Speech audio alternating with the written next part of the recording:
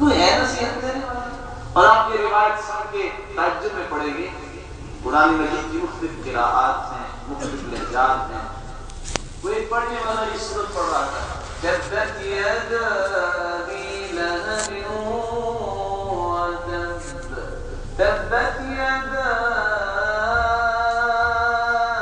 ابی لہب وتب، تبت یدا ابی لہب وتب. جب اس نے مختلف لہجات میں پڑھی، ایک دیہاتی، ایک بدو سن رہا تھا، کیا کہتا ہے؟ یستاہل.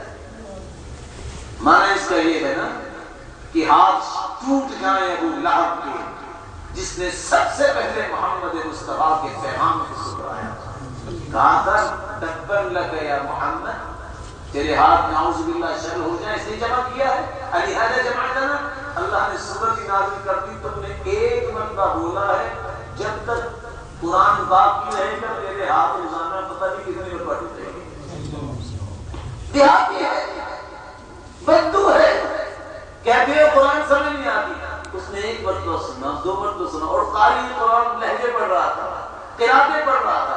اس کا مقصد تھا کہ تمام وجوہ کو جمع کرے، اس طرح بھی اس کو پڑھ سکتے ہیں، اس طرح بھی پڑھ سکتے ہیں. وہ 3-4 مرتبہ سننے کے بعد کہتا ہے یہ ساحر، جس کا ترجمہ کیا بنتا ہے؟ یہ سوال ہے، یہ بار بار اتنے چیزیں آتے ہیں. دیہاتی کو بھی سمجھ آ گئی، کہتے ہیں قرآن سمجھ نہیں آتا. بات یہ ہے میرے بات سے سچائے بھائی، علم کے لیے قرآن پڑھا جائے، بقصد مناجات رب، اپنے رب سے مناجات، عمل کی غرض سے، ثواب کی غرض سے. اور آخری بات جس سے امت انتہائی کے احترام سے کہوں گا کوری ہو چکی ہے. کیسے؟ کوئی بھی تکلیف آئے دوڑ کے جائے گا کینیڈا، دوڑ کے جائے گا چلو انجیکشن لگا دو، دوڑ کے جائے گا ڈاکٹر کے پاس. کبھی یہ بھی سوچا کہ قرآن بھی بہت بڑا ہسپتال ہے. قراءۃ القرآن بقصد الاستشفاء به، قرآن جب تک اس کو شفا نہیں سمجھیں گے تو قرآن کو واقعوں کو پہچانیں گے. قرآن مجید میں اللہ کیا فرماتے ہیں؟ وَنُنَزِّلُ مِنَ الْقُرْآنِ مَا هُوَ شِفَاءٌ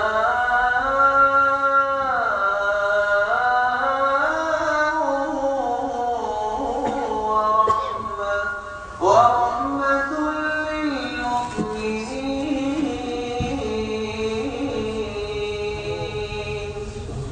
ہم نے تو شفا اور رحمت بنا کے اس کو نازل کیا، نہ کوئی اس کو رحمت سمجھتا ہے نہ اس کو شفا سمجھتا ہے. قُلْ هُوَ لِلَّذِينَ آمَنُوا هُدًى وَشِفَاءٌ.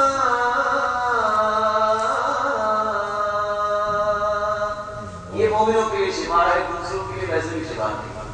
جس کا ایمان نہیں ہے اس کو شفا کہتے گا. حکیم کی پوریا اس وقت نظر کرتی ہے حکیم پہ اعتماد ہو.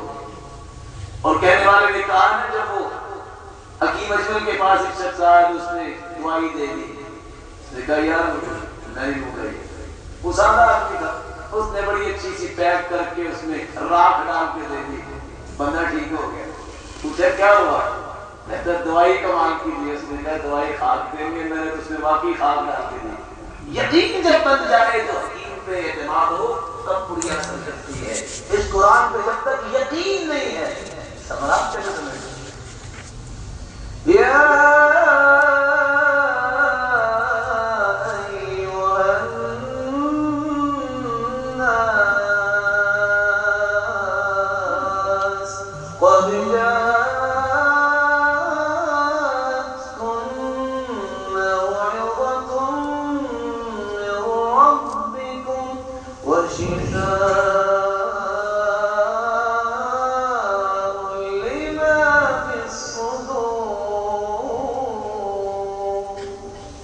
اللہ نے بنا کے بھیجی ہے.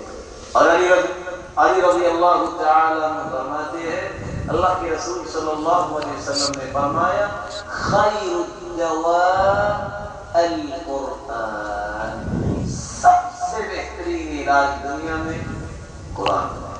عائشہ رضی اللہ تعالی عنہ فرماتی ہیں انه دخل عليها رسول الله صلی اللہ علیہ وسلم، اللہ کے سب تشریف لائے، وعندها امرأة تعالجها وترقيها، ایک عورت بیٹھی علاج کر رہی تھی عائشہ رضی اللہ تعالی عنہ.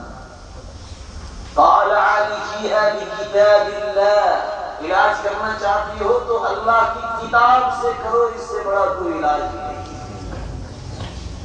یقین نہیں ہمارے اندر اس کا علاج ہے، دعا کرو اللہ ہمیں یقین نصیب فرمائے انشاءاللہ.